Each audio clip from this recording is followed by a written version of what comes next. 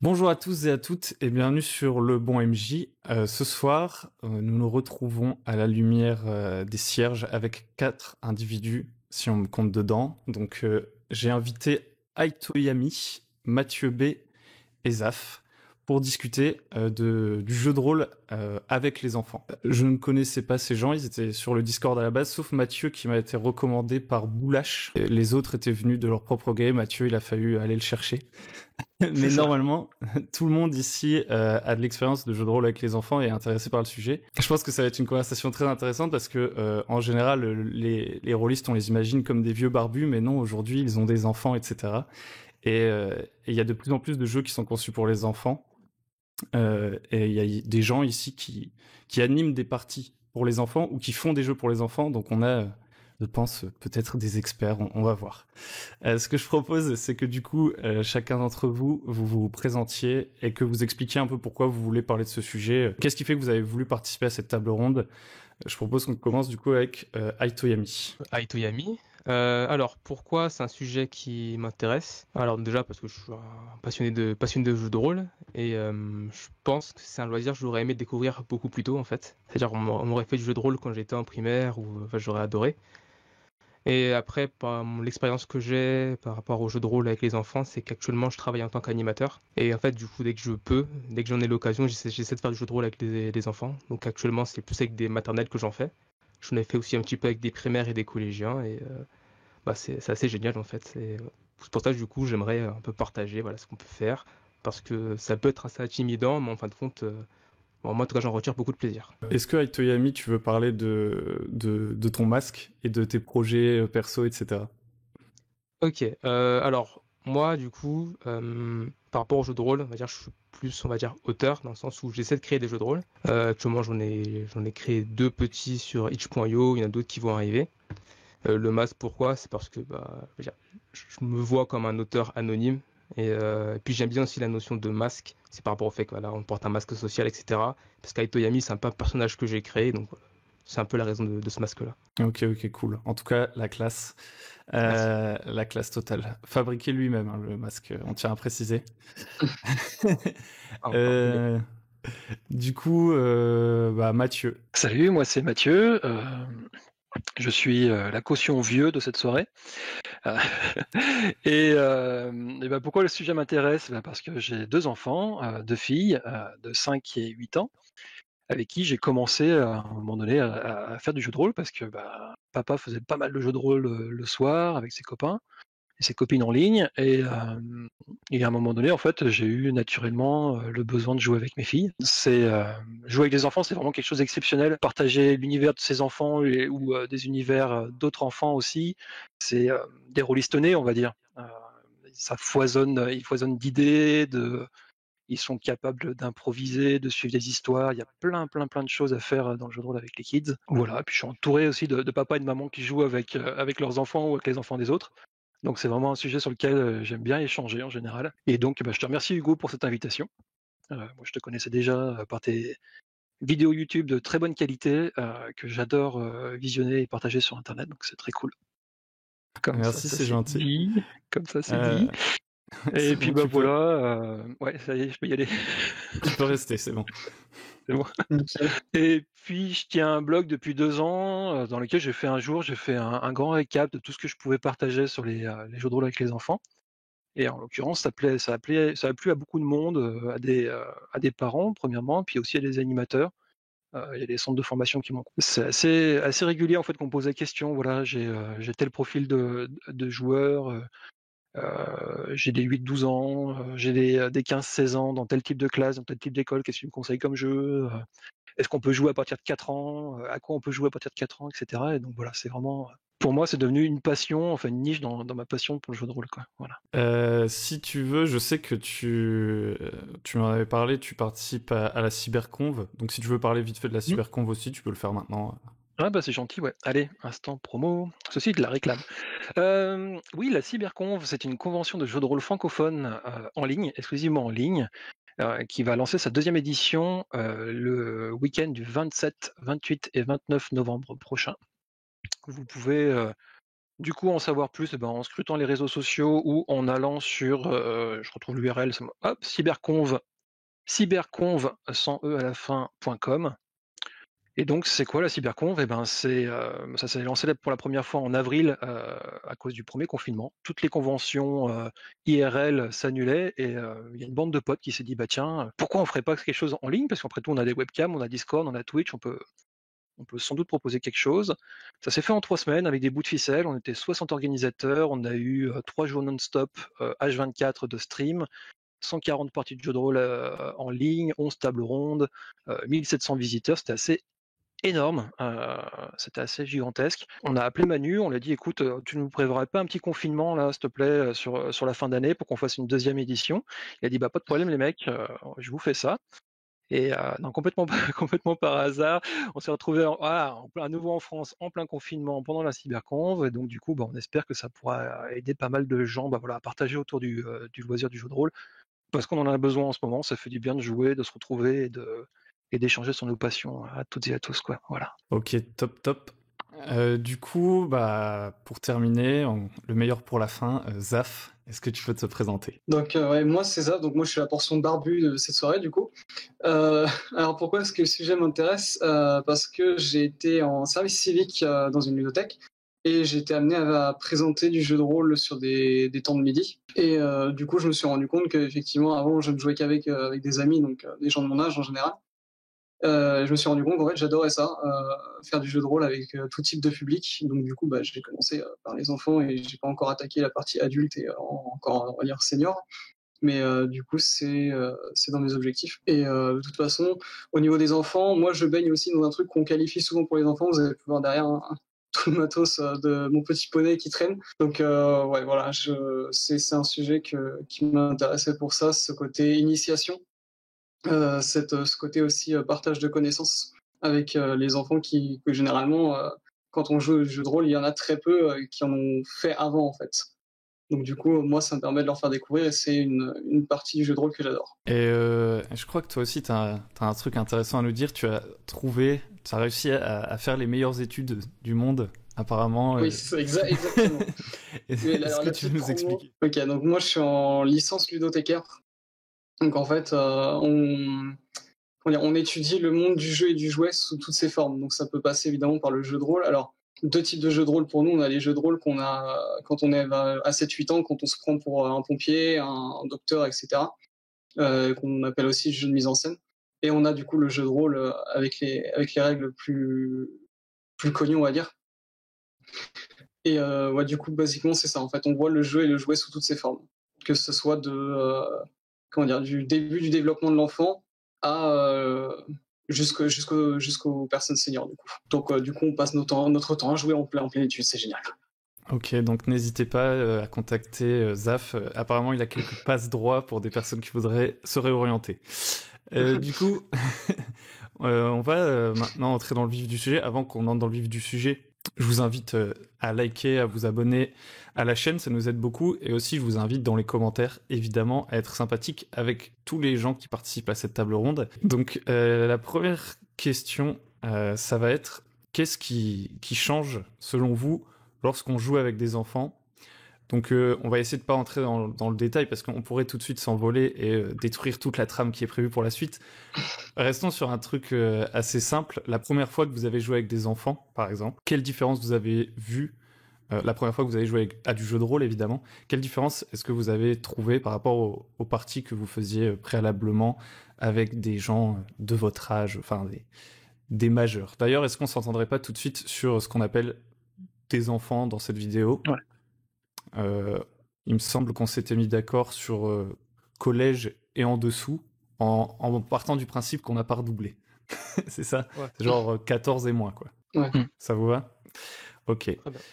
Du coup, la question c'est qu'est-ce qui change lorsqu'on joue avec des enfants? Et pareil, je propose que ce soit Aito et Yami qui commencent. Alors, qu'est-ce qui change? Vaste question, mais je dirais qu'en fait, la première chose qui va changer, c'est que, par exemple, je prends un adulte qui découvre le jeu de rôle. Souvent, l'adulte va pas être trop dépaysé parce que, qu'on va un peu expliquer. Bon, concrètement, un jeu de rôle, c'est quoi? C'est un dialogue entouré avec des règles, un univers qui a pour but de créer une histoire. il va pouvoir se raccrocher à des choses. Par exemple, on lance des dés comme un jeu de société, on parle d'histoire, il y a un imaginaire qui se met en place, l'adulte il a vu des films, il lit peut-être des livres. Et je trouve, en tout cas moi dans mon cas, parce que j'ai plus souvent joué avec des maternelles, ce qui va changer, c'est du coup le côté imaginaire et aussi pour l'enfant, sa capacité à s'exprimer et sa capacité à se projeter aussi dans un autre univers. Et je dirais aussi sa capacité à imaginer une situation et ce qu'il pourrait faire dedans. Je pense que déjà, c'est des choses qui changent par rapport à un adulte. Sa compréhension aussi, tout simplement. Ok, ça marche. Mathieu. Alors moi, pour revenir un petit peu sur mon expérience, de première fois que j'ai joué avec mon aîné au jeu de rôle, elle devait avoir 5 ans. C'était il y a 3 ans de ça, il y a 3 Noëls de ça. Ça faisait un moment déjà que je réfléchissais avec quel jeu j'allais commencer. Je m'étais lu des règles, je m'étais fait des plans et tout. Et à chaque fois que je prépare quelque chose en matière de jeu de rôle, ça me panique et je fais rien. Je suis plutôt à jouer improvisé. Et on venait de finir une partie de jeu de loi avec ma grande qui s'appelle Lilia. Et il y avait donc un dé sur la table, et puis un bout de crayon, un bout de feuille. Je lui ai dit, bah écoute, là maintenant on va vivre une aventure ensemble, on va faire un jeu de rôle, comme papa y fait. Et ce qui a été excellent, et comme tu le disais à Toyami, c'est que sans univers, sans préconception de qu'est-ce qu'on allait jouer, on a eu un vrai gros moment de partage. Elle est arrivée, elle avait des idées très établies sur ce qu'elle voulait jouer, donc elle a joué une grosse guerrière avec une épée enflammée sur un dragon et tout. Et ce que j'ai vraiment adoré, c'est qu'on a joué un contexte tout simple. Il y avait un problème à résoudre dans la forêt des elfes. Et c'est que malgré son côté vachement baraque et vachement, voilà, elle tapait dans les montagnes, elle tapait dans les arbres pour les faire tomber, elle a tout résolu à la cool. Ça a été vraiment une partie très très peace. Il y avait énormément de dialogue, énormément de recherche de solutions de sa part avec des idées originales et tout. Chose qui m'a fait une sorte de bouffée de fraîcheur. Je me suis dit, mais waouh, mais où est-ce qu'ils vont chercher ça, les enfants, quoi. Alors du coup, derrière, après, j'ai réessayé avec d'autres, et à chaque fois, je retrouve à chaque fois ce même plaisir, quoi, de me laisser embarquer, en fait, clairement dans quelque chose, vraiment comme si je touchais à quelque chose de nouveau, quoi. C'était vraiment, voilà, c'était vraiment ça. Alors, qu'est-ce qui change? Qu'est-ce qu'on pourrait dire sur qu'est-ce qui change lorsqu'on joue avec des enfants? Plein de choses. Le temps des parties, l'attention des enfants à la table, enfin plein de choses sur lesquelles je pense on va revenir par la suite, on va développer. Mais en tout cas, c'est très différent d'une partie effectivement entre ados, post-ados et jeunes adultes. C'est très différent de ce que je pratique aujourd'hui régulièrement. Et c'est vraiment une expérience que j'invite tout à chacun à découvrir. Voilà. C'est vraiment comme redécouvrir les jeux de rôle à nouveau, quoi. C'est excellent. Ok. On sent le bonheur de Mathieu de raconter cette partie. C'est cool. Du coup, Zaf, que penses-tu? Du coup, pour moi, ce qui change quand on joue avec des enfants, c'est, comme l'a dit Aitoyami, du coup, c'est le cadre. On ne gère pas des enfants de la même manière qu'on va gérer des ados ou des adultes, du coup. Et les thèmes abordés aussi, je pense, ça joue pas mal. C'est pareil, on peut pas aborder tous les sujets avec tout le monde. Donc, je pense que justement, cette différenciation entre adultes et enfants, du coup, on va pas avoir les mêmes choses du tout. Et pour moi, le matériel utilisé aussi dans le sens, le système de règles qu'on utilise, et le matériel en lui-même, le visuel du matériel. Je me vois mal, par exemple, aller voir des collégiens et leur montrer une fiche de Pathfinder, la 2e édition, non modifiée. C'est pas, c'est pour eux, c'est une fiche de taxe. Hein. C'est plein de chiffres, c'est des carrés, c'est pas hyper beau visuellement, on va dire. Donc je pense que ça, c'est pareil aussi du coup au niveau des systèmes de règles. Si pareil, du coup, si je leur sors Pathfinder la 2e édition, c'est un cours de maths. Hein. Donc, désolé pour Pathfinder, hein, du coup, mais donc je pense que c'est surtout les salles qu'on va retrouver de différents par rapport à des adultes, en fait. Ok. Alors c'est intéressant parce que vous, Aitoyami et Zaf, vous avez déjà un peu plus embrayé sur la question d'après. Parce que quand je vous ai demandé la différence, vous êtes plus parti en mode qu'est-ce que vous changeriez pour jouer avec des enfants. Mais est-ce que, en particulier Zaf, toi tu vois une vraie différence quand tu joues avec des enfants ou avec des adultes? Pas dans ta préparation, etc., mais genre dans la manière dont eux, ils interagissent, par exemple, avec la fiction, etc. Comme l'a dit notre bon ami Mathieu, du coup, ils n'ont pas du tout la même façon d'interagir avec le monde qu'on pourrait trouver chez les adultes. Donc effectivement, il y a il y a cette grosse différence en fait. Et selon l'univers qu'on utilise aussi, ils sont plus enclins à poser des questions que les groupes d'adultes que j'ai pu animer justement. En gros, l'idée, c'est que les adultes, ils auraient une idée plus préconçue de ce qui va se passer autour de la table. Du coup, ils se posent moins de questions. En fait, ils ont des attentes plus claires que les enfants, alors que les enfants, ils viennent de manière, je sais pas, plus naïve. Ouais, je pense que c'est ça, effectivement. Quand on joue avec des adultes, qu'on joue dans un univers de fantasy générique, ils savent à peu près comment ça fonctionne. Mais par exemple, il y a certains enfants, ils n'ont jamais entendu parler du concept d'elfe ou de gobelin. Du coup, il faut leur expliquer. Et pareil, du coup, d'un univers à un autre, ça peut changer. Donc, par exemple, j'ai eu des enfants qui m'ont dit ah, tes gobelins, ils ont la peau jaune, mais ils n'ont pas la peau verte, normalement. Bah, voilà, c'est différent. Ils n'ont pas ils ont pas les mêmes caractéristiques que les gobelins que tu connais, toi. Donc, ils sont plus enclins, en fait, à cette curiosité à venir chercher l'information que les adultes n'ont pas forcément, puisque eux, ils ont des préconçus. Et du coup, est-ce que Mathieu et Aitoyami, vous êtes d'accord avec ça? Avec le fait que comme les enfants, ils sont un peu plus curieux qu'on leur décrive l'univers, finalement, qu'on leur apporte des informations supplémentaires, bah vous, justement, ça vous fait vous poser des questions et ça vous fait faire une fiction différente. Parce que, mettons, un adulte, il va pas vous demander la couleur de peau des gobelins, alors qu'au moment où l'enfant, il vous la pose, vous dites, ah oui, c'est peut-être pas si évident, bah peut-être que cette fois-ci, ils seront différents. Est-ce que, en fait, le fait de jouer avec des enfants, ça vous rend plus créatif, vous aussi? Ouais, clairement. Une chose en fait que je trouve intéressant avec cette curiosité, c'est que des fois en fait, ça veut dire faut un peu abandonner la cohérence parce que des fois ils vont poser des questions parce que par exemple la couleur de peau d'un gobelin ou des fois ils vont même carrément eux décider d'eux-mêmes de à quoi va ressembler le gobelin. Ils vont essayer de ramener en fait ils vont ramener un petit peu l'imaginaire qu'ils ont, ce qui fait que toi t'es là avec ton petit scénario et en fin de compte tu es obligé de rebondir sur ce que les enfants vont apporter parce que ça c'est un peu dommage de les brider. Ce qui fait qu'au final, l'histoire que tu avais prévue, l'histoire que tu racontes à la fin va être assez différente. Mais du coup, c'est assez cool, c'est assez génial. Bah moi, je suis assez d'accord avec Toyami quand tu disais que voilà, ces enfants, ils n'ont pas le background, ils n'ont pas lu les bouquins, ils n'ont pas vu Le Seigneur des Anneaux, etc., etc. Donc, ils n'ont pas d'idées préconçues.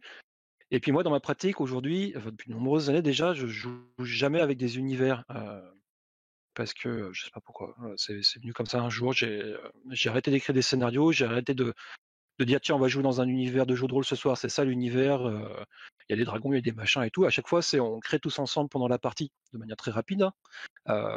Ça se fait vraiment au feeling. Donc du coup les enfants ils peuvent me dire bah voilà là il y a un T-Rex, il est dans l'espace, il part rencontrer des gobelins pour leur offrir des tartes aux fraises. Ok, c'est parti, go, on fait ça. Et puis tout d'un coup, il y a des robots qui se transforment en avion. Ok, pas de problème, il y a ça. Et en fait, on rebondit sans arrêt. On crée des univers super riches. Et vraiment, pour moi, c'est la définition aujourd'hui de ce que je recherche dans le jeu de rôle, c'est-à-dire on s'amuse ensemble. Et comme je prépare rien et que j'ai besoin des autres à la table pour pouvoir avancer et pour pouvoir m'amuser, c'est d'autant plus de richesse et d'autant plus en fait, de cadeaux qu'on a à la table quand on a en face de nous 2-3 enfants voilà, qui débordent d'envie de jouer avec toi et qui viennent avec leurs idées, qui vont sans arrêt te surprendre en fait. On n'est plus du tout dans les clichés des genres. On n'est pas en train de faire un western où on sait très bien qu'est-ce qui va se passer dans le saloon. On n'est pas du tout dans le médiéval fantastique. On sait très bien que le mec en armure lourde avec son épée à deux mains, il va pas lancer une boule de feu parce qu'il sait pas faire. C'est pas dans les codes en fait. On est sans arrêt surpris. Voilà. Ça marche. Alors il y a un truc qui m'intéresse, c'est ce que tu as dit avec Toyami.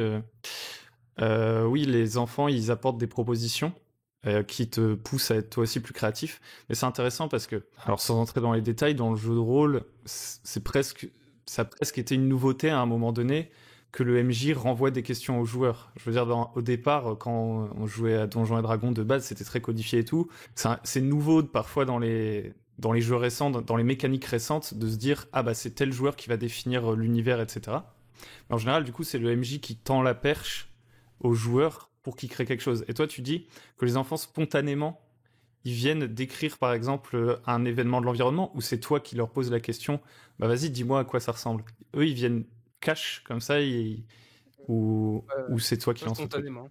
C'est-à-dire, je raconte l'histoire, je leur demande qu'est-ce qu'ils vont faire.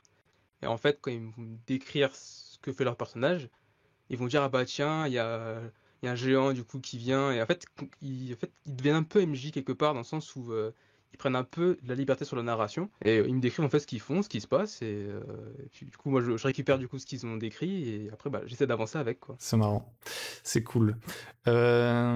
J'ai peur de reposer trop de questions parce que sinon on va commencer à embrayer sur la suite. Donc on va tout de suite embrayer sur la suite et puis on reviendra en arrière, on verra. Mais je propose que maintenant on se pose la question euh, comment est-ce que vous vous adaptez soit l'organisation de la table, soit les règles. Enfin, comment vous vous adaptez pour jouer avec des enfants?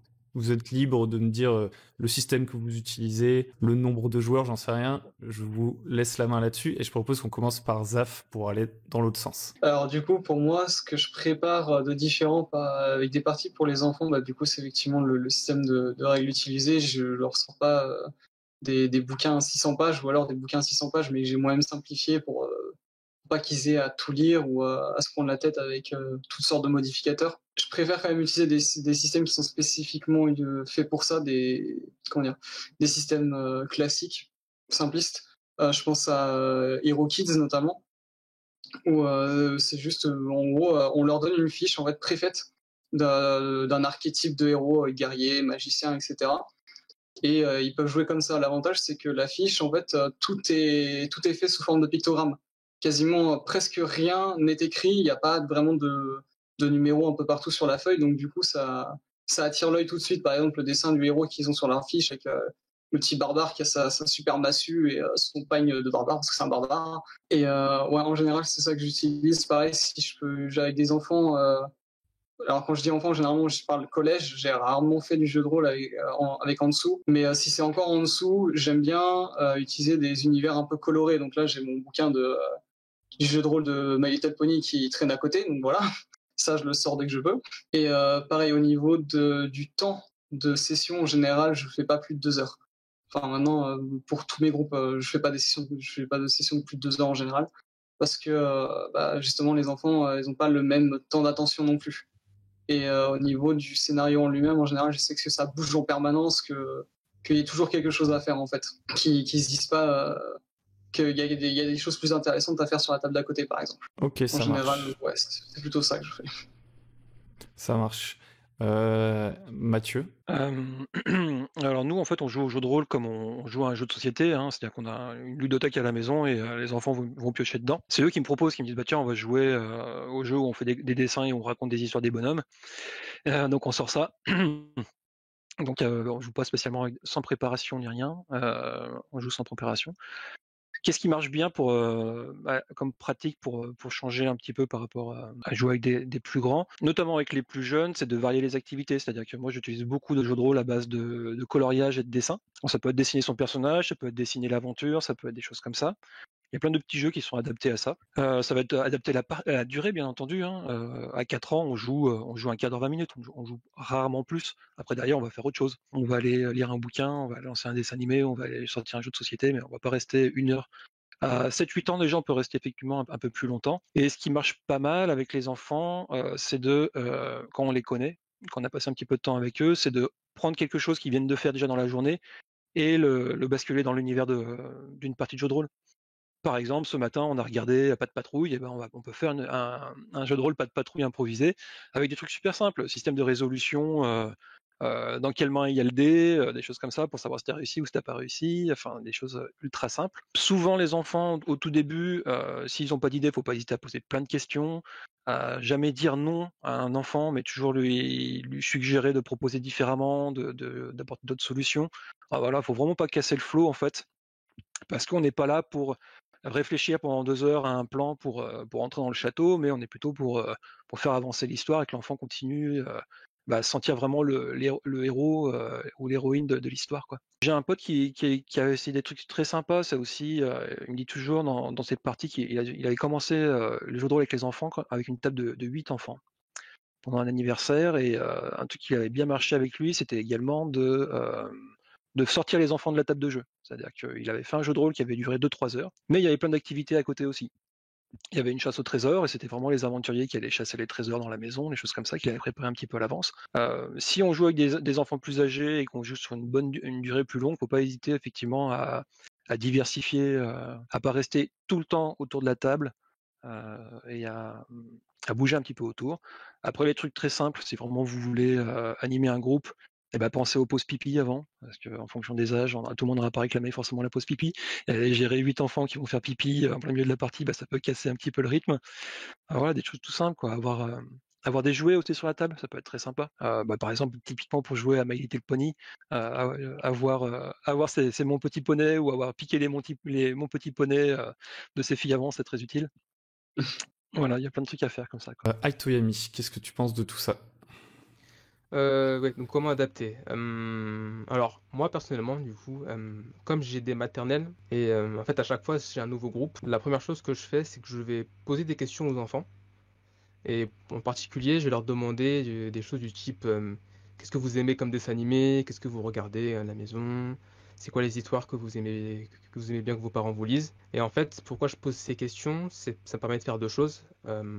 La première, c'est que ça me permet déjà de mettre en place le concept de lever la main pour parler. Parce que souvent, quand j'ai des enfants, ils sont 8 minimum, quand je fais du jeu de rôle avec des enfants. Et la deuxième chose, c'est que ça permet d'avoir une idée de leur imaginaire à eux. Et après, en fait, ce que je vais faire, c'est que je vais partir de leur imaginaire pour raconter l'histoire. Donc souvent, ce que je vais avoir, ce qui revient souvent avec des maternelles, c'est genre La Reine des Neiges, Pas de patrouille, tu vois, ce genre de choses. Du coup, en fait, ouais, je vais vraiment prendre ça pour essayer de raconter l'histoire. Donc ça, vraiment, première chose que je fais à chaque début de partie. Après, ce que je fais, c'est que, bah, un peu comme les autres l'ont dit, simplification maximum.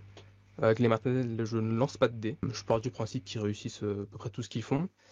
Par contre, ce que j'aime bien faire, c'est pas juste je raconter l'histoire et ils me disent ce qu'ils font, c'est rythmer ça avec des petites activités. Donc, par exemple, une chose que j'avais fait, c'était qu'en gros, les enfants, c'était des mages. Et l'idée, c'était que tout ce qu'ils dessinaient, en fait, ça apparaissait dans l'histoire. C'est-à-dire que dès qu'ils avaient besoin d'un objet, ils avaient chacun leur petit livret, ils me le dessinaient, ils me le montraient, et du coup, je disais, bah voilà, du coup, tu as récupéré l'objet que tu as dessiné.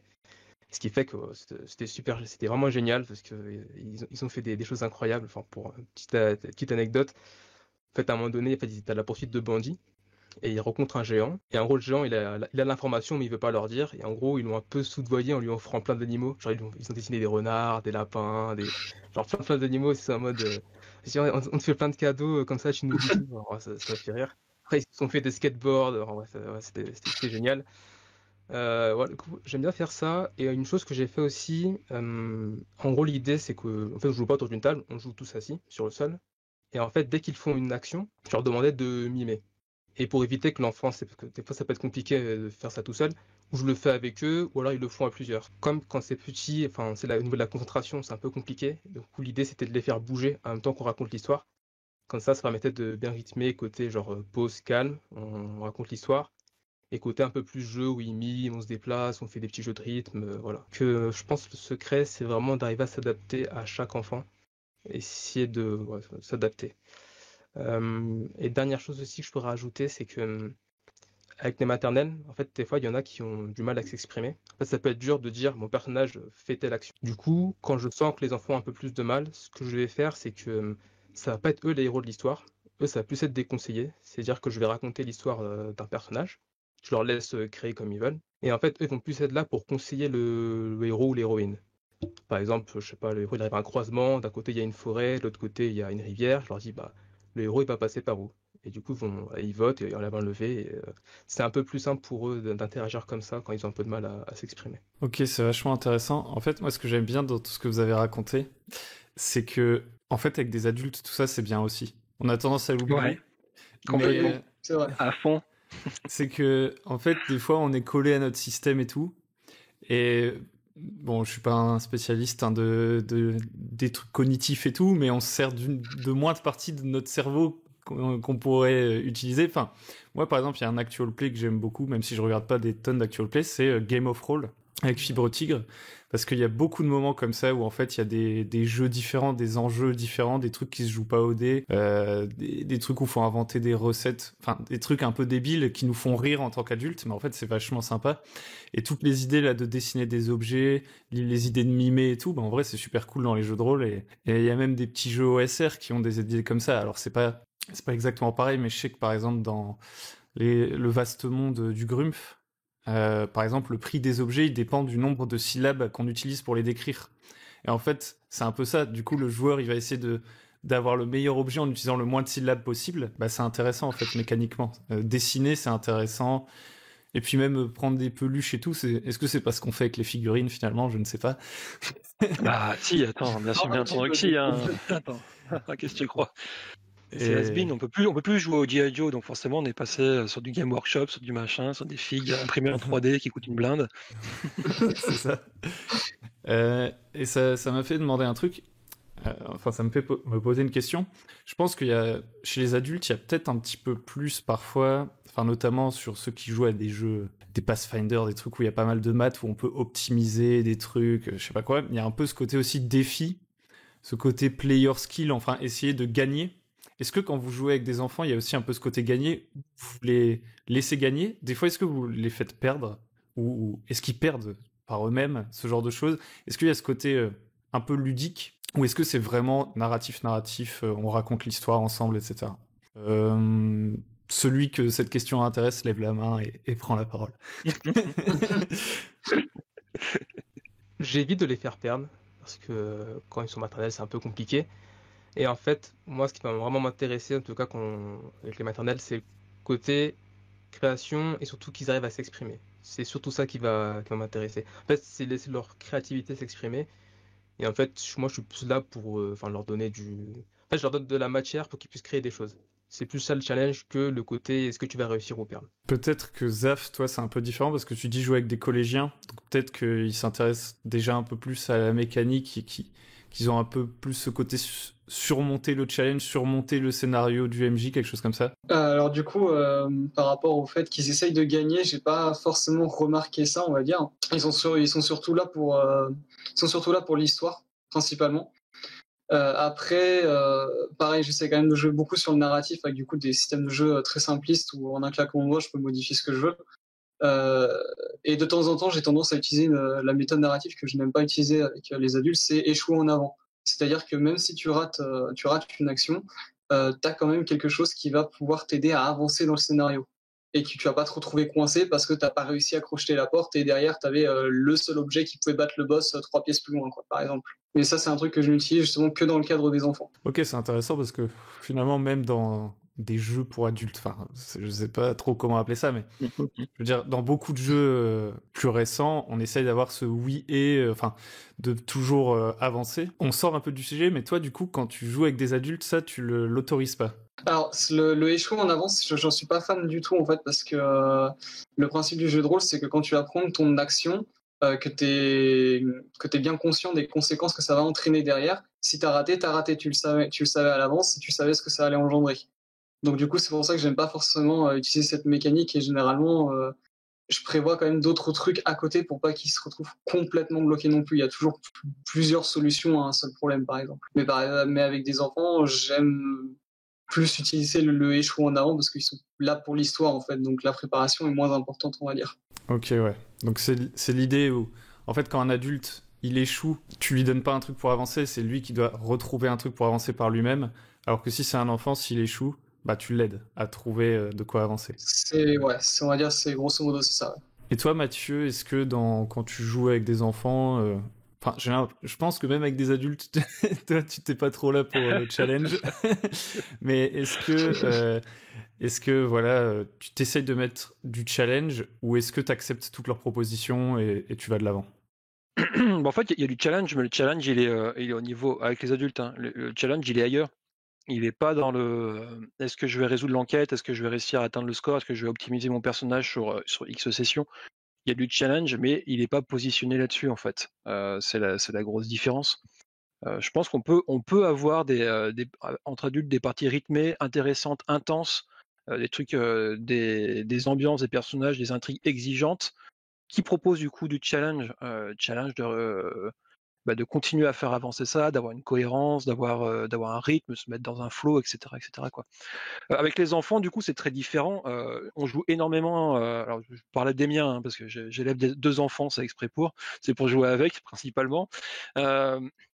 On joue énormément aux jeux de société depuis tout petit. Elle joue avec nous à des jeux de société, donc le côté tu vas gagner, tu vas perdre, on le retrouve déjà dans 90% des jeux qu'on fait ensemble. Il y a un jeu que j'ai traduit pendant le premier confinement, un jeu philippin qui propose un petit peu le même principe, qui s'appelle Les Petites Histoires, où c'est pas du oui et, c'est du oui mais ou du non mais. Donc il y a cette notion en fait On est le rôle des personnages autour de la table va sans arrêt, enfin, le rôle des joueurs autour de la table va sans arrêt changer. Il y a un héros unique, et dans ces rôles-là, il y a celui qui décrit ce que va tenter le héros, celui qui décrit comment se résout l'action, donc ça peut être un échec ou pas, c'est à lui de décider, et le troisième joueur qui vient pour sans arrêt rajouter des complications. Et ça marche vraiment bien.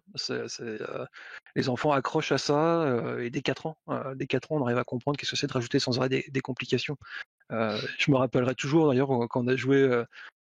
C'est vraiment un jeu auquel on a pas mal joué pendant le premier confinement, et ma petite de 4 ans nous avait trouvé un gimmick, un truc qu'elle ressortait sans arrêt, quelles que soient les aventures. Il y a un moment donné, il y avait toujours un troll avec une énorme massue qui gardait une porte, et on le retrouvait de partout, et c'était toujours la complication qu'elle nous sortait systématiquement, et que ça nous a fait marrer ce truc. Voilà, donc non, pas forcément de challenge dans les dés. J'ai quelques jeux plus tard pour leur faire découvrir ce genre de choses, mais on n'est pas encore dans ces calculs-là, quoi. Voilà. Ok. C'est marrant. Alors, j'ai pas le jeu philippin, je sais pas quoi dont tu parlais, et un peu plus tôt, Aitoyami qui parlait des enfants les plus timides où en fait tu les mets en tant que conseiller. Ça me fait penser, une fois de plus, on va croire que j'ai un partenariat, à une partie que j'avais faite avec Fibre Tigre où c'était un peu ce concept de vice versa, tu sais, où tout le monde est dans la tête de quelqu'un. Par exemple, t'en as un, il contrôle une émotion, la colère, l'autre, le machin, le truc. Et toi, tu contrôles un PNJ, en fait. C'était via une potion ou je sais pas quoi. Et tu le manipules comme ça, tout le monde tire les ficelles. Et je trouve que ça, c'est trop drôle, même avec des adultes. C'est excellent, ça. J'en ai sorti un de traduction d'un jeu qui est exactement ça, qui est exactement vice-versa le jeu de rôle. Ça s'appelle Dans la tête de Margaret. Et c'est exactement ça, c'est-à-dire qu'on se choisit une émotion et on a un personnage unique et on ne fait que ça, on ne fait que se battre pour réussir à choper le token qui fait qu'on a le contrôle du personnage dans l'histoire, et ça marche d'enfer. Ouais. C'est cool. Avant qu'on passe à la question suivante, j'ai envie de vous demander un truc. Est-ce que maintenant vous préférez jouer avec des enfants ou avec des adultes? Vous n'êtes pas obligé de vous positionner, mais ça peut être intéressant. Non, j'ai pas de préférence en vrai. Je pense que j'aime vraiment les deux parce que je retrouve pas la même chose d'un côté et de l'autre. Les enfants, c'est génial parce que je peux tester plein de choses. Parce que j'aime beaucoup ce côté créativité, du coup ils me surprennent, du coup je suis obligé d'improviser. Et j'aime bien aussi ce côté où, enfin, des fois la cohérence on s'en fiche un peu, tu vois, ce qui compte c'est vraiment qu'ils s'amusent. Et puis j'aime bien le retour aussi qu'ils ont après, quand ils me disent ils ont aimé la partie. Et quand je joue plus avec des gens de mon âge, là c'est différent, là je vais plutôt m'intéresser à essayer de raconter une belle histoire. Enfin, c'est plus cela qui m'intéresse, c'est leur faire vivre des émotions. C'est pas, enfin, je retrouve pas la même chose des deux côtés et j'ai pas de préférence. J'aime vraiment les deux. Ok, je me doutais de cette réponse, mais c'est intéressant parce qu'en posant cette question, bah, c'est plus clair de faire la différence entre les enfants et les adultes, de la poser à l'envers presque. Du coup, bah, Mathieu, est-ce que tu joues toujours avec des adultes et est-ce que tu kiffes qu'est-ce que tu préfères et plutôt qu'est-ce que tu trouves de différent au final? Non, j'ai abandonné le monde des adultes, c'est fini. Là, c'est complètement complémentaire, c'est des plaisirs totalement différents, effectivement. On en revient toujours à la même chose, hein. Qu'est-ce qu'on explore comme type d'histoire, selon quel mode, etc. Moi, j'adore dans les films, j'adore les films gore, les slashers, les trucs comme ça. Bon, bah voilà, on va pas proposer ça avant peut-être 14-16 ans, quoi. Ouais, voilà, c'est une profondeur qui est complètement différente. Alors, je joue à des jeux qui sont en général très semblables, hein, avec les adultes ou avec les enfants. On fait aussi beaucoup de dessins et on fait beaucoup de crayons de couleur et on raconte vraiment des histoires qui partent complètement en live aussi, quoi. Mais les plaisirs sont complètement différents parce qu'on va aller explorer, voilà, des thématiques que j'aime beaucoup, de la SF, du cyberpunk, de la dystopie, des romances aussi. Voilà, va parler romance à des gamins de 8 ans, c'est un peu compliqué. À parler forcément jouer avec les codes des papas, mamans, des princes, des princesses, etc. Et puis jouer avec un petit peu tout ça, mettre dans un checker et puis secouer pour en faire des trucs rigolos. Mais forcément, on joue pas avec les mêmes palettes. Voilà, on joue pas avec les mêmes palettes de couleurs avec un public adulte et un public enfant, quoi. Donc c'est complètement complémentaire. Et je pense, comme on l'a dit tout à l'heure, un petit peu, on a mis le doigt dessus, les deux univers peuvent se renvoyer des bonnes pratiques sans arrêt. Il y a plein de trucs, des bonnes pratiques qu'on met en place avec les enfants, qu'on pourrait retrouver avec des adultes en les adaptant un tout petit peu. Et inversement, on pourrait reprendre un scénario qu'on a joué avec des adultes en disant, tiens, et si je l'adapte complètement en mode Peggy 13, hein, adapté à tout public, qu'est-ce que ça donnerait? Et bah ouais, pourquoi pas, ça peut aussi très bien fonctionner, quoi. Est-ce que Zaf, t'as quelque chose à ajouter là-dessus? C'est deux univers complètement différents, mais que chacun peut apprendre de l'autre. Après, de mon côté, je préfère quand même largement jouer du coup, avec mes amis, donc des adultes, même si on se comporte pas comme, mais ça c'est autre chose. Mais j'ai plus de facilité en fait avec des univers adultes qu'avec des univers enfants. C'est surtout ça en fait. Mais le jeu en lui-même, les deux catégories me gênent pas. J'aime bien les deux en fait, simplement. Ok. Alors on va arriver à notre avant-dernière question. Est-ce que vous pensez qu'il y a un intérêt pédagogique dans le jeu de rôle? Et est-ce que vous, quand vous jouez avec des enfants, vous essayez d'enseigner quelque chose? Alors moi, est-ce que j'essaye d'apprendre quelque chose à mes filles quand je fais du jeu de rôle? Pas du tout. Par contre, bien entendu, il y a énormément d'apprentissage, de toute façon, dans tous les jeux, en fonction alors moi, je parle toujours de ma tranche d'âge, hein, qui est ma spécialité, à savoir la 4-8 ans pour l'instant. Et oui, bah, tout jeu est un apprentissage, hein, de toute façon, les gamins ne nous ont pas attendus pour ça. Nous-mêmes, quand on était gamins, on découvrait le monde par le jeu, hein, par l'expérimentation, par plein de choses comme ça. Mais basiquement, si on recentre un petit peu le sujet sur les jeux de rôle, et bah, le fait d'écouter les autres, on est en train de raconter une histoire à plusieurs. Chacun doit déjà respecter le temps de parole des autres. Pourquoi pas, quand on joue quand on est nombreux, lever la main pour prendre la parole. Respecter également des règles très simples comme la politesse. Après, il y a forcément, il y a des valeurs, hein, dans les aventures, hein, qu'on fait jouer, les valeurs d'entraide, d'héroïsme, de tout ce que tu veux. Enfin voilà, découvrir qu'est-ce que c'est une société, qu'est-ce que c'est les difficultés même dans un univers fantastique, il peut y avoir des difficultés. Qu'est-ce que c'est de se serrer les coudes pour essayer de les surmonter, etc. Mais vraiment, voilà, forcément, il y a énormément de choses à partager avec les enfants et à leur faire toucher du doigt par le fait d'incarner un personnage ou de conseiller un personnage, enfin en tout cas de servir de son imaginaire pour se mettre en situation. Ça apporte encore plus de choses que le classique jeu de loi ou le Monopoly ou bon, maintenant on ne joue plus à ça. Heureusement, on a beaucoup plus de jeux de société que ça à notre disposition, mais voilà un peu l'image, c'est ça, quoi. Il y a déjà énormément de trucs à apprendre dès le plus jeune âge. Apprendre à perdre, on en a parlé tout à l'heure, mais apprendre à perdre, c'est moi je vois dans ma famille, j'ai une petite nièce qui a 7 ans, encore énormément de mal avec cette notion-là. Tout ça, ça peut passer par l'apprentissage des jeux et le fait de jouer régulièrement avec eux. Donc enfin moi je suis pas éducateur et puis j'ai absolument pas vocation à apprendre. Alors on fait déjà suffisamment d'écoles et on fait déjà suffisamment de découvertes avec les enfants à côté de ça, de lecture et tout. Et par les jeux, c'est vraiment le moment plaisir. Donc on n'est pas là pour leur apprendre à les éduquer, quoi. C'est intéressant parce que je te passerai la parole après, Zaf, mais je vais essayer d'ajouter un truc à la question. Parce que souvent, quand on est en position de MJ avec nos potes, alors ça dépend à quel genre de jeu on joue, mais il y a beaucoup de MJ qui créent leur univers. Et en fait, il y a une forte... c'est assez intime finalement d'être MJ pour certains parce qu'ils vont, à travers le monde et la manière dont le monde répond aux actions des PJ, on montre un peu notre vision du monde. Je sais pas si vous voyez ce que je veux dire. Oui. C'est-à-dire que s'il y a un PJ, par exemple, qui se montre insultant envers un PNJ, et que moi je suis le MJ, en fait, si ça tombe, il aurait eu un autre MJ, ce MJ n'aurait pas trouvé que le comportement du PJ est insultant, mais moi, en tant que MJ, je trouve qu'il est insultant, du coup, je fais réagir mon PNJ en fonction. Et du coup, est-ce que, malgré nous, si on n'est pas dans cette création partagée, mais qu'on propose un jeu à des enfants où on a créé un univers pour eux, etc., on leur transmet pas des valeurs malgré nous, je sais pas. C'est un peu tiré par les cheveux comme question.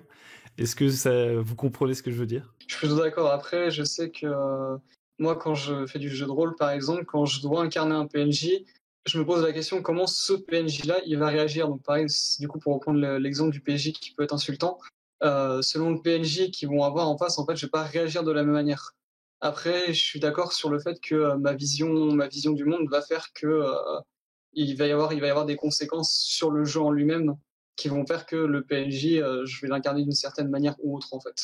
Du coup, dans tous les cas, je pense que malgré nous, on fait passer certaines de nos valeurs à travers notre jeu, peut-être, ou alors on essaie de s'en détacher, mais c'est quand même hyper difficile. Et du coup, est-ce que, je sais pas si l'enfant, il décide de faire une action envers un PNJ, l'attaquer ou lui offrir des cadeaux, n'importe quoi, ben nous, notre réaction, il n'y a pas une sorte de morale qui se dégage dans notre manière de réagir, je sais pas. Est-ce que j'ai l'impression que ça, c'est un peu compliqué. En fait, Ouais, c'est une question qui est importante, ouais, c'est vrai à se poser. Est-ce que tu veux introduire ça ou pas dans tes jeux? Tu pourrais très bien le voir le faire. Après tout, les contes, c'est un petit peu ça, hein. Et les contes, la tradition orale, ça remonte à longtemps maintenant, voilà, à des milliers et des milliers d'années. Donc, forcément, il y a des choses qu'on peut vouloir transmettre ou pas. Ou au contraire, tu peux vouloir aussi te détacher de ça et justement ne pas porter de jugement et laisser vraiment les enfants, agir et aller, très loin dans leur comportement pour après, pourquoi pas, après découvrir les conséquences de ce qu'ils font et cetera et cetera. Je pense que les enfants aussi apportent de la morale dans leurs histoires, leur propre morale, forcément, déteint vachement, quoi. Moi qui écris pas de scénario et qui suis pas MJ, dans mes parties, parce qu'on joue sans, enfin on joue différemment quoi, le rôle de MJ est un peu réparti différemment à la table. C'est quelque chose du coup qui se fait assez naturellement. Parce que du coup, je suis jamais là pour être en réaction et apporter un regard d'adulte par rapport à ce que font les enfants, quoi. Je les accompagne, je guide le mouvement, je les aide à rebondir, à passer sous d'autres péripéties et cetera, mais il y a jamais de jugement par rapport à ça. C'est une question intéressante. Mmh. Qu'est-ce que t'en penses, toi, Amy? Vu qu'en plus, tu joues avec des maternelles, quand tu dis que tu joues avec des maternelles, c'est-à-dire que tu joues dans le cadre de l'école maternelle ou en dehors du cadre de l'école? Moi, du coup, je suis animateur, du coup, c'est genre après l'école. Ok. Ou alors les mercredis, c'est les enfants, ils passent la journée là-bas. Du coup, tu as des moments où tu fais des activités, c'est là que je joue avec eux. Et en fait, ta question est intéressante parce que je m'étais pas fait la réflexion et je me rends compte que c'est quelque chose que je fais. Pas de manière brusque, mais c'est vrai que, par exemple, quand je joue avec des maternelles, c'est vrai que je vais avoir tendance inconsciemment à essayer de les amener à trouver des solutions autres que la violence quand je leur pose un problème en fait. Ce que, enfin, c'est vrai que c'est une valeur aussi que je défends personnellement, c'est éviter d'avoir tout le temps recours à la violence. C'est quelque chose que je fais aussi avec mes joueurs adultes. Et ouais, en fait, c'est clairement quelque chose que je fais. En fait, je pense que c'est des valeurs que j'ai. Il y a aussi, en fait, plein d'autres choses. Ça peut être même la notion de partage, la notion de. En fait, il y a plein de petites choses que j'essaie de leur transmettre par le jeu, mais même inconsciemment, en fait. C'est juste parce que c'est des choses que je trouve bien, que je trouve normales. Et dans le cadre du jeu, quand c'est une discussion, bah, en fait, j'ai l'occasion de faire passer ces idées-là. Ok. Est-ce que vous avez quelque chose à ajouter là-dessus? Parce que je pense que c'est une question assez profonde. Je ne sais pas. Non? Bah, en fait, tu peux aussi vouloir choisir tes jeux en fonction de ça aussi. Tu as des jeux qui portent un certain nombre de valeurs et tu peux vouloir choisir tes jeux comme ça. De la même façon que tu vas choisir le livre que tu vas lire à tes enfants ou que tu vas conseiller avec tes gamins quand ils savent lire ou le dessin animé qu'on va aller voir au cinéma ou qu'on va regarder sur Netflix parce que tu as vu un petit peu le synopsis ou parce que tu le connais, ça te transmet quelque chose. Au hasard, Totoro, mon voisin Totoro, qui est mon dessin animé préféré, mon coup de cœur depuis que je suis tout petit déjà. Quand je l'ai montré pour la première fois à mes filles, il y avait vraiment une transmission, un machin, tout ça et tout. Donc voilà, le choix du jeu en lui-même déjà peut porter déjà un certain nombre de codes et de transmission là-dessus. Sur t'as des jeux où tout simplement la violence c'est pas possible parce que c'est pas dans les règles et que si tu le tentes, ça a un impact narratif, mais ça va pas avancer l'histoire. Mathieu, toi, tu fais jouer surtout tes enfants. Je sais pas si tu fais jouer les enfants des autres. Mais je pense notamment à Zaf et à Itoyami qui, eux, font ça, en fait, finalement, dans le cadre soit de leurs études, soit de leur travail, etc. Du coup, avec des enfants qui connaissent pas. Est-ce que, par exemple, vous avez déjà été surpris par la réaction d'un enfant, mais dans le mauvais sens du terme? C'est-à-dire que vous jouez avec des enfants, ils sont tous pisse, machin. Il y a un des enfants, par exemple, il a une tendance à être plus belliqueux, etc. Est-ce que vous adaptez le jeu à ça? Est-ce que vous lui laissez quand même toute liberté parce que c'est son choix Bah, pour le coup, oui. Ça m'est déjà arrivé, c'est d'un groupe d'enfants, la partie se passe bien, puis tout à coup, t'as un enfant qui te dit ah bah je prends une épée, je lui perce le ventre, enfin voilà, des trucs tu sais, qui deviennent tout de suite un petit peu gore. Et moi par rapport à ça, généralement enfin, j'essaie d'adoucir les choses et même de comprendre pourquoi, tu sais, genre la question que je posais c'est bah pourquoi tu lui fais ça, tu sais, enfin, il est gentil. Et puis il y a aussi le côté, enfin en vrai, par exemple, cette thématique de la violence, c'est assez délicat pour moi parce que je fais faire du jeu de rôle à des enfants. Et si derrière, après, c'est les enfants, ils vont dire à leurs parents, oui, on a fait un jeu de rôle, tu vois. Donc, tu vois, donc, je pense que je fasse aussi assez attention. Je pense que c'est aussi pour ça que j'essaie d'éviter d'aller vers des choses un peu gore, un peu violentes, tu vois. Surtout que c'est des maternelles. Donc ouais, ça m'est déjà arrivé d'être surpris et ma réaction, ça a été c'est de comprendre pourquoi l'enfant proposait ça et lui faire comprendre qu'il n'est pas obligé d'utiliser cette solution-là, en fait, il peut tenter autre chose. Et souvent, bah, les enfants, ils prennent bien, hein. Ils comprennent et ça se passe bien. Ok. Zaf, est-ce que tu as quelque chose à ajouter là-dessus? Pour le coup, moi, j'ai jamais été confronté à ce genre de situation, sûrement parce que j'ai pas fait beaucoup de parties de jeux de rôle avec des enfants en dessous du collège. Donc moi, c'est pas encore arrivé pour l'instant, mais je pense que si ça devait arriver, j'adopterais la posture de Ayota. J'arrive jamais à prononcer ton prénom, je suis désolé. Aito Yami. C'est d'essayer justement de comprendre pourquoi est-ce que l'enfant il veut faire cette action-là et essayer de lui expliquer qu'il y a d'autres solutions en fait. Je pense que c'est une bonne approche à avoir quand on joue avec des enfants pour le coup. Pour moi, le jeu général, c'est génial pour apprendre. Et pourquoi? Parce que, je parle de mon expérience. L'année dernière, j'ai fait un service civique dans une association qui luttait contre le décrochage scolaire. Et en gros, on était encouragé à en fait, proposer de l'apprentissage par le jeu. Pourquoi? Parce que l'idée, c'est que l'enfant vient en se disant je vais jouer. À la fin, il ressort en ayant ou consolidé ou appris de nouvelles connaissances. Et je trouve que le jeu de rôle, dans ce cadre-là, ça peut super bien marcher parce que c'est fun, hein, le jeu de rôle, c'est un loisir qui est génial, mais surtout, ce qui est intéressant, c'est qu'en fait, c'est un jeu dans lequel on va mettre en place des situations. Et cette notion de mettre un joueur en situation, ça peut être l'occasion de faire passer beaucoup de choses. Je pense par exemple euh, à l'histoire. Par exemple, si tu veux faire découvrir à des enfants une période historique, leur proposer un jeu de rôle dans cette période-là, ça peut être une bonne façon. Parce qu'ils vont s'amuser, c'est cool. Et en même temps, ça peut être l'occasion de leur apprendre un petit peu le vocabulaire de cette époque-là, la manière de penser des gens, la manière de fonctionner.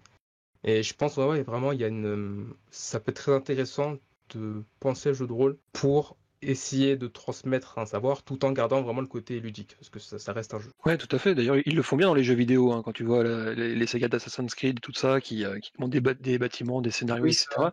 L'avantage du jeu de rôle, c'est qu'on n'a pas besoin d'un budget de fou et de 3 ans de développement. On peut très bien, si on a les connaissances et qu'on a le background, bien entendu, pédagogique pour transmettre ça de manière efficace, on peut très facilement travailler une petite histoire pour immerger les enfants dans n'importe quelle période, ouais, effectivement. Ouais, c'est super intéressant, carrément. Ce que je trouve aussi quand même assez cool dans le jeu de rôle, c'est que en entreprise et tout, il y a du jeu de rôle, enfin, et même il y a beaucoup de... Finalement, c'est une simulation d'une situation, et ça permet de se tester dans des situations, peut-être même dans laquelle on va être confronté plus tard.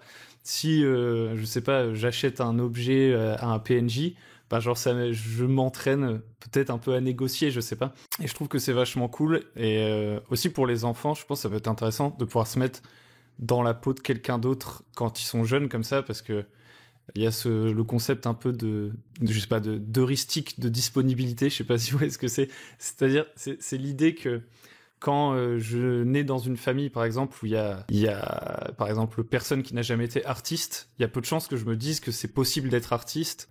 C'est un peu lié au déterminisme social.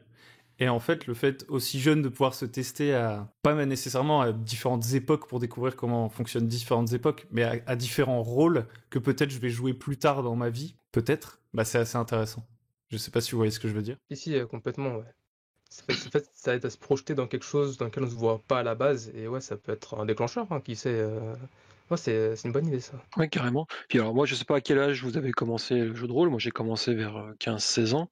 Je sais que ça m'a appris énormément en compétences sociales pour moi dans ma vie. À la base, je suis un grand timide maladif qui se soigne. Alors depuis longtemps, du coup, même ça se voit moins. Mais ouais, voilà, ça m'a apporté énormément de choses là-dessus. Et je pense, oui, voilà, le fait de pouvoir parler en public, de pouvoir parler, alors au début avec des amis, mais des fois on avait des inconnus, etc. Il y a plein de choses vachement intéressantes à apprendre sur soi-même aussi à travers la pratique du jeu de rôle, comme n'importe quelle activité sociale. Mais comme c'est un jeu, ça passe mieux en fait. Bah ouais, puis même, alors ça dépend un peu plus, mais aussi, moi je sais que le fait assez jeune de m'être mis à être MJ, ça m'a appris à m'investir dans un truc aussi, à essayer de créer un peu un projet, parce que finalement quand t'es MJ, t'es un peu... Normalement tout le monde fait des efforts, mais à la base, en général, quand tu commences, c'est toi qui essaye d'attirer les joueurs, de rendre le truc intéressant pour qu'ils aient envie de continuer, etc. C'est un effort qu'on nous demande moins dans d'autres divertissements, je pense, le fait d'essayer de rassembler tout le monde, de faire en sorte que tout le monde trouve ça cool, de motiver les autres. Et même l'anglais, par exemple, je pense qu'il y a plein de gens à travers une passion, ça Ouais. peut être autre chose que le jeu de rôle. Mais à partir du moment où tu as une vraie passion, en général, t'apprends l'anglais a fortiori, parce que t'as tellement envie d'apprendre de nouveaux trucs sur ta passion que t'essaies de passer la barrière de la langue. Et c'est clair que, bon, il n'y a pas que le jeu de rôle qui fait ça, mais essayer de voilà, passionner, d'être passionné par quelque chose quand on est jeune, bah, je trouve que ça apporte beaucoup de choses. À moins que vous ayez quelque chose à rajouter, on va passer à la suite. Ok. Est-ce qu'on parlerait pas de 2-3 jeux peut-être qu'on a sous le coude, qu'on pourrait recommander? Si, complètement, comme ça évitera au moment de vous demander à chacun une astuce que vous disiez jouer à ce jeu, vous pourrez Ouais, ajouter. jouer à ce jeu. Voilà. Si, carrément. Bah, on peut commencer par Zaf. Quel jeu tu conseilles pour les enfants? Alors du coup, il y a Hero Kids qui me vient tout de suite en tête, qui est vraiment le jeu très simple en fait pour les enfants, qui leur permettent de se mettre dans le jeu en fait directement, sans forcément de grosses préparations, gros matériel, etc. Et ce qui me plaît notamment sur Hero Kids, c'est qu'il n'y a pas de système de niveau, dans le sens où on a un personnage, il est comme ça et il sera plus ou moins toujours comme ça en fait. On n'a pas cette sensation de progression que je trouve est plus difficile à aborder chez les enfants. Après, c'est juste mon point de vue. Et l'autre système, bah, je vais refaire mon petit placement de produit, un Tales of Equestria, qui est sur mon bureau là juste à côté. Après, celui-là, je le conseille moins que Hero Kids pour le coup, parce qu'il y a cette mécanique de notre poney, il va évoluer, donc il va récupérer d'autres compétences et tout, qui peut être en fait un point en plus sur une feuille de perso qui est pas forcément hyper agréable. Et notamment aussi le système. Alors, je sais que le système de combat pour des enfants, c'est un peu plus compliqué à gérer, mais je sais que Tales of Equestria, le système de combat, il est complètement raté. Donc, si tu fais un combat, ça se passera pas bien. Ta partie, elle va jamais avancer. C'est bien Mais connu, d'ailleurs, le dans mon petit poney, il y a plein de combats tout le temps, c'est terrible quoi. oui, Je me c'est rappelle connu. des grandes batailles rangées et tout, contre des dragons et tout, avec des chars Les et fins tout. de saison contre les grands méchants. Non, mais en général, ouais, le système de compétences, par contre, est très intéressant dans le sens où, par exemple, imaginons mon Pégase, il a une compétence qui s'appelle vol, parce que c'est un Pégase, il a des ailes, et il a un dé qui lui est associé, donc un D4 ou un D6, etc. Et en gros, il faut faire le score le plus haut possible, sachant que du coup, un autre Pégase qui aurait par exemple un D12 et moi j'aurais un D6, j'ai peu de chances de le battre à la course en fait. Parce que lui, là, il a plus de chances de faire au-dessus de 6 que moi, c'est la valeur que je peux pas dépasser, par exemple. Toutes les compétences sont libres. Par exemple, si j'ai envie de dire oh, j'ai des connaissances particulières en poterie, bah d'accord, tu as une compétence poterie avec un D4. Voilà, tu es apprenti potier maintenant. Donc c'est un système que j'aime bien utiliser. Et si du coup on nommait le système de combat, c'est un système qui marche très bien avec les enfants. Facile à prendre en main. Généralement, les sets 2D du jeu viennent, les différents types de dés viennent par couleur en fait. Le D4, tous les D4 sont rouges, tous les D6 sont jaunes par exemple. Donc au lieu de leur dire à des enfants lance-moi un D8, ils comprennent pas, tu dis bah lance-moi le dé bleu. Et là ils comprennent tout de suite. Et Tales of Equestria, tu joues avec des collégiens du coup? Pas avec des collégiens, vraiment avec des enfants bah, en dessous de cet âge-là du coup, et avec mes amis, parce qu'eux ils y coupent pas. Je pense que en fait le souci c'est que Tales of Equestria, c'est le thème qui va bloquer chez les collégiens par exemple, mais le système peut très bien marcher avec des collégiens. Je pense qu'il y a pas de, ça encourage la créativité justement quand tu choisis tes compétences, à te dire par exemple si tu as envie d'être un archer, bah tu peux prendre une compétence je suis bon avec un arc. Voilà, c'est une compétence. Donc ça marche bien. C'est juste l'univers qui bloque avec les collégiens et au-dessus en général. Ok, ça marche. Mathieu. Alors, j'ai plein de petits jeux à conseiller, mais d'une manière plus générale, si il y a différentes façons d'aborder la question de qu'est-ce qu'on recommande pour jouer avec les enfants. D'une manière générale, si vous êtes rôliste, si vous êtes papa, maman rôliste, ou un rôliste déjà avec quelques années derrière le coude, et que vous avez un jeu que vous aimez très très bien, que vous maîtrisez parfaitement avec vos propres univers, la première réponse, ça peut être déjà de reprendre ça et de l'adapter en fonction de l'âge de votre public, parce qu'en fin de compte, il n'y a rien de plus simple que d'adapter quelque chose qu'on maîtrise déjà sur le bout des doigts, quoi. Moi, j'ai eu plein de témoignages de gens qui jouent à l'œil noir avec leurs enfants parce qu'ils ont commencé avec l'œil noir dans les années 80. Et il y a vraiment un côté de transmission de ça. Ils savaient exactement quel scénario, ils savaient exactement quelles règles enlever, quelle édition utiliser, etc. pour jouer avec leurs enfants. Donc, bien entendu, si vous avez des univers, des jeux fétiches, faut y aller avec ça, quoi. Faut pas vous prendre la tête. Et après, il y a des jeux qui sont spécifiquement faits pour les enfants. Moi, du coup, c'est devenu un petit peu c'est vraiment devenu une passion pour moi d'aller chercher ça et de les tester après avec mes filles. Là, en tête, donc je vais parler un petit peu de petites histoires qui est très simple, ça tient une feuille A4, ça se trouve sur la plateforme itch.io, ça marcherait très bien. Il y a Gaël Sacré, qui est un auteur indépendant de jeux de rôle, qui a sorti 2 jeux qui peuvent se jouer dès 3-4 ans, qui reprennent le principe de Animal Crossing. Donc on a une jolie petite communauté et on débarque là-dedans et on va habiller le village et interpréter chacun des personnages avec des événements qui vont arriver, des fêtes organisées, des choses comme ça. Très sympa parce que ça allie énormément le coloriage, le dessin et le fait de commencer à jouer des PJ, des PNJ et puis des petites péripéties qui sont tirées par des cartes aléatoires. Donc les idées, on n'a même pas besoin de réfléchir ensemble à qu'est-ce qui va se passer. On tire une carte, paf, il se passe ça. Il y a un voleur qui vient dans la ville et il fait une bêtise. Comment il finit par la réparer et qu'est-ce que ça apporte à la communauté, des choses comme ça. Dans des jeux un peu plus construits et un peu plus avec des aventures, il y a Petit Détective de monstres qu'on n'arrête pas de me recommander, que j'ai acheté en PDF récemment et qu'il faut que je teste. Donc c'est Ghostbusters dans la maison avec le monstre des chaussettes, celui qui arrête pas de planquer les chaussettes ou de mettre les chaussettes dépareillées. Le monstre sous le lit, etc., des choses comme ça. Donc on va aller traquer les monstres dans la maison. Il y a un petit côté GN aussi, ou ça peut aussi se jouer exclusivement sur table. Et il y en a des tonnes, mais il y en a un aussi que j'aime beaucoup qui s'appelle Milky Monsters. C'est gratuit, c'est de l'OSR adapté aux enfants. C'est un ami qui fait ça, qui s'appelle Guillaume Jantet. Il a créé ce jeu-là justement à la base, parce qu'il avait besoin d'un jeu de rôle pour animer la journée anniversaire de son fils Valentin qui fêtait ses 8 ans. Il a créé ce petit système et après derrière il a développé ce jeu avec son fils. Et c'est excellent parce que du coup c'est un petit feuillet qui doit faire une 12aine de pages et dedans il y a tout ce qu'il faut avec blindé de conseils pour jouer avec les enfants. Tout ce qu'on a dit ce soir, c'est dans Milky Monster. Vous avez la politesse, l'écoute. C'est un jeu qui joue avec des dés, mais un truc qui est tout simple dedans, mais on joue avec le dé de 20, bien sûr. Un peu de respect pour les pour les pratiques ancestrales. Et le truc tout simple, c'est que quand on joue avec plusieurs enfants, on met un seul dé sur la table. C'est pas tout le monde qui a son dé dans son coin et puis tout le monde lance les dés dès qu'on veut faire une action. Non, c'est une personne prend le dé quand il doit résoudre une action et les autres attendent à côté pour écouter. Voilà, ça regorge de petits conseils comme ça. Mais je pourrais parler aussi de sorcières et sortilèges.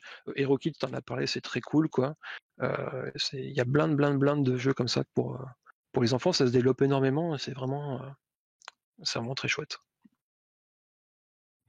Ok. Eh ben, déjà là, on a un gros catalogue. Est-ce que Aitoyami, tu as encore quelque chose à rajouter? Non, non Mathieu a cité pas mal de jeux du coup, que je connaissais et qui sont vraiment géniaux. Ouais, enfin non, je dirais la même chose. Hein. C'est déjà, je pense, faut pas avoir peur de jouer à des jeux qui sont pas forcément pour les enfants. Après, voilà, ce qui va juste falloir faire, c'est les adapter, peut-être les simplifier. Voilà, pour vraiment jouer avec de tout. Et non, j'aurais pas d'autres jeux à ajouter. Ah, quoique si, quelque chose que t'as pas cité, Mathieu. J'aime beaucoup Mathieu, il y a une plateforme qui s'appelle Force the Drama. Du coup, c'est déjà inspiré d'un jeu qui s'appelle Force the Queen. Et le concept, c'est que c'est des questions en fait, c'est des cartes avec des questions qu'on pose. Et l'idée, c'est comme ça, tout le monde peut raconter une histoire. Et je trouve qu'avec des enfants, la mécanique du jeu, en tout cas, marche assez bien. Et je sais qu'il y a un jeu comme ça qui était pas mal, que j'avais vu sur la plateforme, et j'ai plus le nom. C'est un jeu où il faut sauver un chat. Ouais. Eh ben écoute, je l'ai écrit avec mes filles, celui-là. Ah, À la base, c'était un jeu de cartes qu'on avait écrit ensemble. Et tiens, il y en a un nouveau que tu vas pouvoir essayer qui m'a été envoyé par une maman il y a 2 semaines. C'est son fils qui l'a écrit, un jeu de Malo, je sais pas quel âge il a, Malo, faut que je lui demande. Ça s'appelle Dans la forêt du grand glouton. Et là, c'est pareil, on joue des animaux dans une forêt, il y a un terrible animal, c'est le grand glouton qui veut tous nous manger.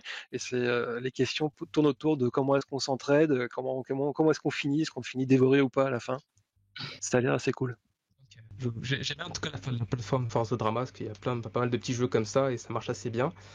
Et après, t'as cité aussi Cosito, Necosil, les petits jeux un peu à l'Animal Crossing qui fonctionnent assez bien. Moi, j'aurais rien d'autre à ajouter.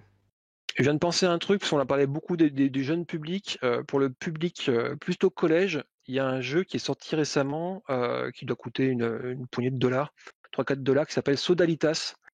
Et ce jeu-là, il a la particularité d'avoir été écrit par un prof qui anime depuis des années un club jeu de rôle en collège. Et il l'a écrit vraiment avec ses collégiens pour le temps de jeu en collège. Et ce qui est vraiment excellent, c'est que du coup, tout est fait pour que les collégiens soient MJ, bien entendu. Donc, règles très simples, très naturelles, avec des règles de répartition de la parole et de résolution des actions qui sont assez. C'est vraiment, tu l'expliques 2-3 fois, ça passe très facilement. Mais surtout, ce qui est génial, c'est que dans ce jeu, donc, qui est édité chez JDR Lab, et c'est Jan Van Houten qui l'a sorti, c'est lui le prof qui est à l'origine de ce projet-là. C'est qu'il a créé la notion de guilde d'aventuriers. Et ces aventuriers, donc, ils vont pouvoir jouer un petit peu en table ouverte, parce qu'on n'a pas forcément toujours tout le monde qui est disponible à la pause JDR dans le créneau, dans le planning au collège. Ils ont une guilde qui vont sans arrêt enrichir d'aventure en aventure. Donc, cette guilde a une sorte de notion d'XP. Ils vont pouvoir ajouter des pièces, ils vont pouvoir faire entrer des PNJ, un alchimiste qui va pouvoir leur faire des potions, des trucs comme ça. Et je trouve que le système est vraiment super bien pensé justement pour les clubs jeux de rôle de jeunes, quoi. Voilà. Justement, ça me fait penser, ce système de guild, à un jeu que je suivais un moment, mais il est un petit peu mort à l'heure actuelle, c'est Age of Exploration, qui peut être pas mal adapté pour les enfants, justement, plutôt je dirais une tranche d'âge entre 7-10 ans, où en fait, quand on commence, on a deux choix à faire, c'est notre classe, qui en fait juste est une école de magie, et notre arme principale. Donc quand on commence la partie, par exemple, je dis, moi, ma classe, ça va être l'air. Donc en gros, je vais avoir 4 cartes de sort, il me semble. Un mineur que je peux lancer quand je veux et 3 autres que je peux lancer qu'une seule fois par rencontre. Et alors c'est pas forcément orienté, les sorts sont pas forcément orientés combat, on en a beaucoup qui sont sur la résolution créative des problèmes. Et il y a ce système de guide en fait qui n'a pas encore été développé justement, où en gros au lieu de monter de niveau dans une classe, on monte de rang dans une guilde et ça nous apporte des avantages supplémentaires à ce qu'on connaît déjà. Et aussi au niveau des répertoires de jeux, il y avait, alors c'était Donjons et Dragons, la 5e édition, qui avait sorti leur système ultra simplifié, pareil pour des enfants de 7 à 10 ans, si je dis pas n'importe quoi, ça fait très longtemps que je l'ai vu, mais je sais qu'on peut le trouver sur le net celui-là. Ça me dit quelque chose, ouais, tout à fait. Ouais. Mais j'ai complètement oublié le nom, je sais que à mon avis, si je tape Donjons et Dragons enfant sur internet, je vais le trouver. Mais moi je l'avais trouvé en anglais, c'est ça? C'est un document en anglais peut-être? C'est ça? On parle de la même chose? Il me semble, 90% de mes documents sont en anglais, donc je pense qu'il était en anglais pour moi. Ça m'avait fait beaucoup penser à Hero Kids du coup pour le coup. Et j'avais bien aimé aussi les fiches de perso, tout ça, c'était super sympa. Je pensais aussi, on n'en a pas parlé, mais il y a Chronique oubliée aussi qui est souvent cité chez les parents.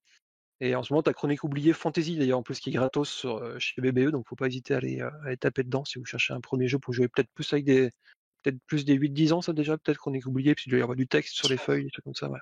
Ok. Eh ben, vous savez ce que vous pouvez faire pour Noël maintenant. Comme liste, il suffit de regarder en slow motion pour avoir toutes les références et vous aurez de quoi mettre des trucs au pied du sapin. Le message ultra commercial. Du coup, dernière question. Qu'est-ce que vous conseilleriez? Pas nécessairement en rapport avec le sujet, c'est un truc qu'il y a dans toutes les tables rondes à la fin, c'est un truc que vous trouvez cool, que vous aimez bien faire à votre table, plutôt en tant que MJ a priori, parce que la chaîne c'est le bon MJ. Qu'est-ce que vous aimez faire? Je vois que Mathieu, lui, il a abandonné totalement le rôle de maître de jeu, mais fais un effort. Rappelle-toi d'il y a 10 ans quand tu étais maître du jeu. Qu'est-ce que tu aimais bien faire?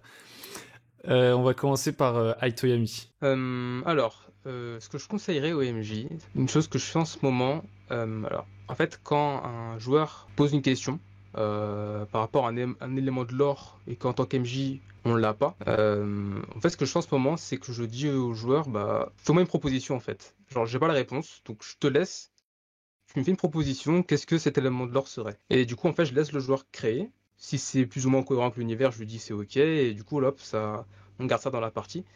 Et j'aime bien faire ça, parce qu'en fait, ça permet aux joueurs d'un petit peu participer à la création de l'univers. Et quand t'es un petit peu en stress, en sueur, parce que t'as pas la réponse, tu renvoies la question. Et généralement, les joueurs, ils aiment bien. Donc voilà, c'est quelque chose que je fais en ce moment.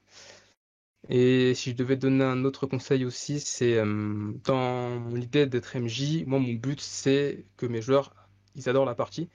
Et ça veut dire qu'en fait, il faut qu'ils sentent vraiment que leur personnage, en fait, c'est les stars de l'univers. C'est-à-dire que je suis là pour les mettre en valeur leurs actions. Et quelque chose que je fais en ce moment, c'est En fait, souvent, le joueur va faire une proposition par rapport à ce qu'il va faire. L'OMJ, on dit c'est OK, il lance les dés, on regarde si ça réussit ou si ça marche pas. En fait, j'ai encouragé les joueurs à plus décrire leur action. Et en cas d'échec, je leur encourage aussi à eux me décrire comment est-ce qu'ils ont échoué. Genre, qu'est-ce qui s'est passé. Et pareil, en cas de réussite, en fait, je leur donne plus de pouvoir sur la narration, que ce soit en cas de réussite ou d'échec. Ok. C'est cool que tu aies un deuxième truc parce que le premier conseil que tu as donné, il était déjà apparu dans la table ronde précédente. Ah, regarde. C'est le conseil à la mode du moment. Du coup, Mathieu. Alors tu vois, ça tombe bien que tu me poses la question parce que j'ai la collection Sortir de l'auberge qui est derrière moi. Je vais chercher dans le guide, le guide de conseil des MJ, un truc pas du tout improvisé. Non, mais après, je dis en plus ça que je joue sans rôle de meneur de jeu, mais en fait c'est sans rôle de meneur de jeu unique et fixe pendant une partie. Au final, ça ressemble beaucoup. Et c'est complètement complémentaire avec les autres types de pratiques. Donc qu'est-ce que j'ai comme conseil rigolo là en ce moment? Si en tant que MJ, quand tu demandes de faire un test, n'importe quel type de jeu de rôle, bien annoncer systématiquement les possibilités en cas de succès et d'échec, et bien s'entendre avec le joueur avant.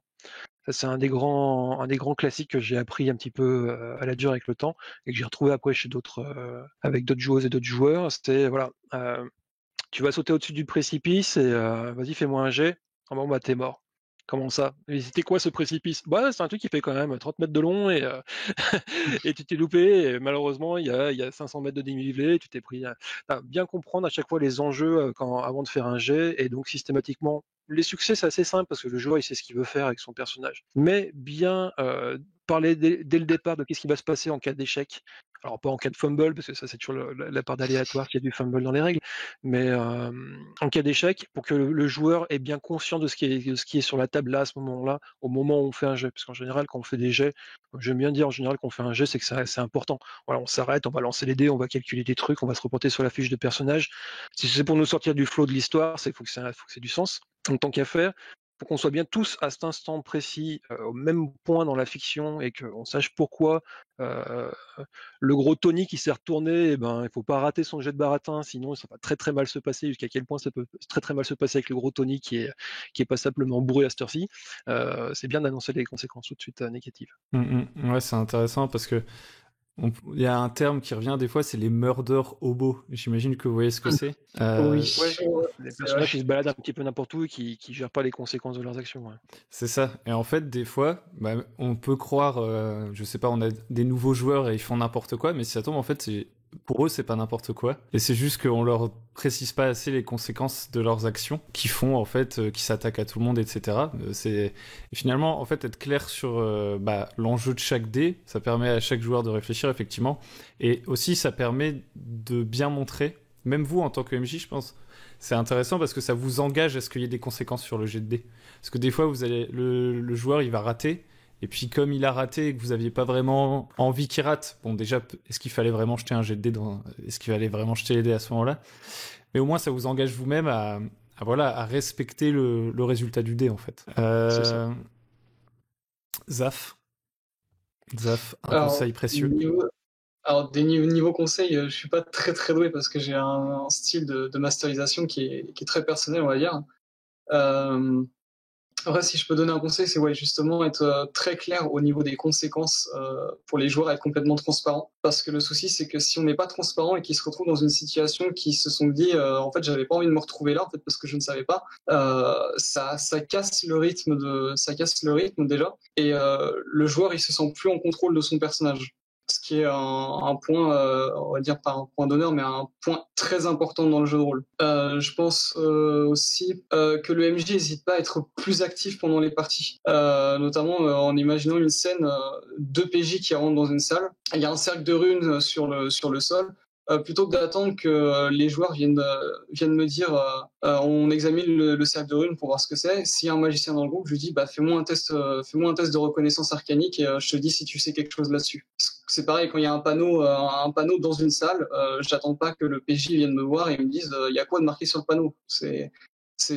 Pour moi, ça me paraît basique que quand tu rentres dans une salle, tu vois un panneau, si c'est lisible, tu vas le lire instantanément. En fait, ça va être instinctif. Donc, en général, c'est pas hésiter à être plus actif, ne pas dérober cette sensation de contrôle du personnage au joueur. Et une petite règle, ça c'est juste un petit bonus, mais que j'adore utiliser, la règle de la réaction. C'est-à-dire avant qu'il arrive quelque chose au PJ, juste à demi-seconde avant, le MJ décrit ce qui se passe et le joueur peut décider en fait de réagir à cette action et potentiellement éviter un jet en fait. Je pense que ça marche très bien pour les pièges.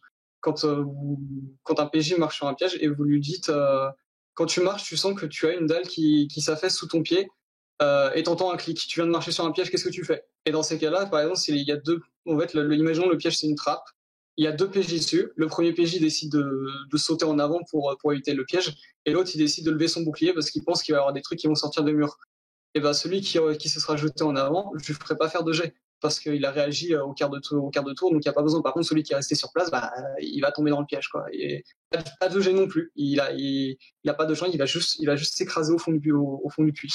Donc ça, c'est une petite règle que j'aime bien et ça s'applique pour plein de trucs différents en fait. C'est intéressant ça parce que c'est vrai que en général, enfin, je pense à Donjons et Dragons forcément quand on parle de pièges, même si c'est pas sa spécificité. Mais c'est vrai que dans les versions plus récentes de Donjons et Dragons, les pièges ils se résument parfois à des jets de sauvegarde, etc. Et c'est un peu dommage parce que du coup ça devient juste des pompes à PV en fait, alors que demander la réaction réelle demander au PJ sa réaction, ça fait plus appel au player skill, c'est plus intéressant, ça rajoute un choix, et le jeu de rôle, ce qui est intéressant dans le jeu de rôle, c'est surtout de faire des choix, je pense. Et est-ce que tu disais aussi sur, alors moi je l'aurais pas exprimé comme ça, mais sur le fait d'être plus actif, pour moi c'est le fait effectivement d'essayer d'accrocher un peu plus le regard des joueurs. En fait, on dit souvent que la question qu'on doit poser, c'est un peu le cliché, c'est qu'est-ce que vous faites, mais qu'est-ce que vous faites, c'est pas suffisant. En général, c'est ça qui fait que les parties sont lentes en rythme, c'est qu'il n'y a pas assez de précision sur l'environnement, il n'y a pas assez d'accroche. Et même si vos joueurs, au final, ils sont pas attirés par votre accroche, par exemple, que vous avez mis un cercle de runes et qu'ils s'y intéressent pas, bon, c'est pas grave, mais si vous voulez qu'il s'y intéresse, dites au magicien qu'effectivement, lui, ça lui dit quelque chose, etc. Mettre un peu de couleur, en fait, finalement, sur les éléments que vous voulez rendre intéressants, quoi. En fait, c'était surtout l'idée que j'essayais de faire passer, effectivement. C'est en fait tout ce qui est instinctif pour nous, ça va l'être pour les personnages aussi, donc il faut jouer sur ça, en fait. Complètement. Tu voulais dire quelque chose, Mathieu ? Oui, c'est le fait de créer des amorces et de tendre des perches, quoi. Parce que quand tu sais que dans une situation, ce qui va être intéressant, c'est pas qu'il passe 15 plombes dans une pièce à gratter les cailloux un à un pour voir qu'est-ce qu'il y a derrière, mais c'est le truc évident que voilà, la raison pour laquelle ils sont là, il faut effectivement pas hésiter à y aller avec des gros sabots, quoi. Ouais, la notion de player skill et versus les jeux de sauvegarde, c'est vachement fluctuant d'une table à l'autre, en fait. Moi, j'ai tendance à dire qu'il n'y en a pas un qui est mieux que l'autre ou moins bien. Moi, dire récemment, le player skill, en fait, tu te rends pas compte, mais dans certaines situations, ça met une barrière d'accessibilité à tes jeux.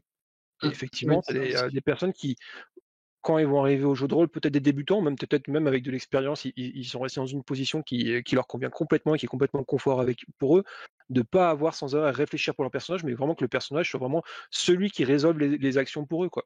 Donc voilà, il n'y a pas de, juste pour préciser qu'il n'y a pas d'école, en fait, il n'y a pas de. C'est intéressant ce que tu dis, parce que limite, en fait, le mieux, c'est peut-être de laisser le choix au PJ. Aux joueurs plutôt qu'au PJ. Oui.